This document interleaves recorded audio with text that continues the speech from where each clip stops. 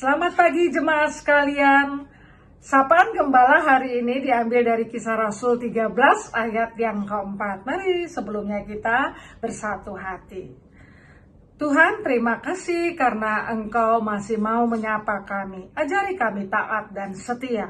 Tolong hamba-Mu bisa menyampaikan maksud hati-Mu. Dalam nama Yesus. Amin. Kisah 13 ayat 4 dikatakan demikian. Oleh karena disuruh Roh Kudus, Barnabas dan Saulus berangkat ke Selukia dan dari situ mereka berlayar ke Siprus. Dari dikasih Tuhan, renungan kita hari ini adalah dipimpin oleh Roh Kudus. Mungkin klise ya, tetapi memang itulah yang kita rindukan dalam hidup ini. Dalam bagian ini saya suka sekali katakan disuruh oleh Roh Kudus. Dalam bagian lain Paulus adalah memang orang yang penuh dengan Roh Kudus. Atau di dalam Pasal 15 Kisah Rasul ayat 28. Sebab adalah keputusan Roh Kudus dan keputusan kami. Luar biasa sekali ya. Hidup benar-benar sama dipimpin oleh Roh Kudus. Dari dikasih Tuhan tentu tidak sembarangan. Kalau kita mau dipimpin oleh Roh Kudus, ada syaratnya. Paling minimal ada 3 syarat kalau kita hidup mau dipimpin oleh Roh Kudus. Yang pertama, kita mengalami perjumpaan dengan Allah secara pribadi, bukan hanya melalui satu sakramen, baptis atau sidi, tetapi kita memang mengalami pengalaman perjumpaan itu, karena itu titik balik di mana kita mengakui Kristus adalah Tuhan kita. Roh Kudus, Bapa, Anak, dan Roh adalah Allah Tritunggal kita. Darah dikasih Tuhan itu penting. Kapan Anda berjumpa dengan Tuhan pertama kali? Itu hal yang luar biasa tentunya. Karena itu bukan kita rencanakan, tetapi karena Tuhan yang memanggil kita. Hal yang kedua adalah integritas hidup kita. Bahwa iman yang kita ketahui, kita pelajari sama dengan kehidupan kita. Ketika kita di rumah tangga, kita bukan pelaku KDRT. Ketika kita di kantor, kita bukan pelaku korupsi atau menekan orang lain supaya kita maju jabatan kita. Ada strategi-strategi jahat, tidak. Di dalam pelayanan kita juga bukan berpura-pura menjadi seorang yang kelihatannya baik gitu ya.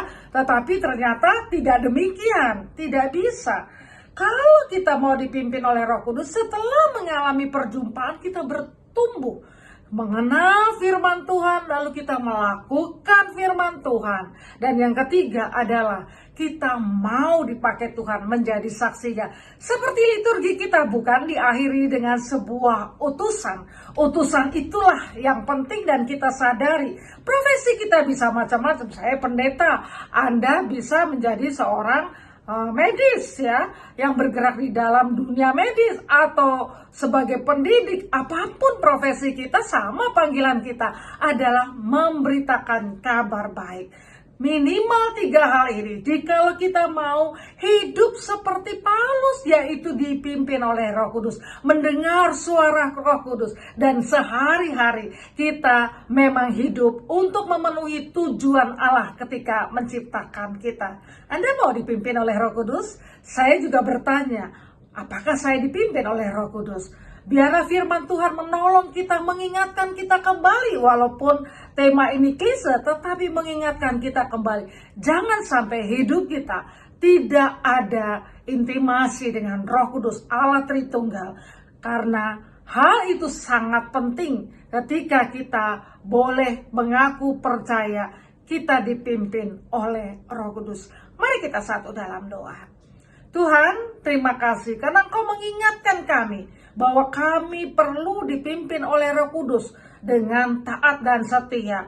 Tahu integritas hidup kami menjadi kabar baik bagi banyak orang, memberitakan kabar baik. Tuhan, tolonglah kami, mampukan kami, karena Roh Kudus akan menolong kami dan memimpin kami untuk hidup memenuhi panggilan kami masing-masing. Dalam nama Yesus. Tuhan memberkati, semangat dipimpin oleh Roh Kudus.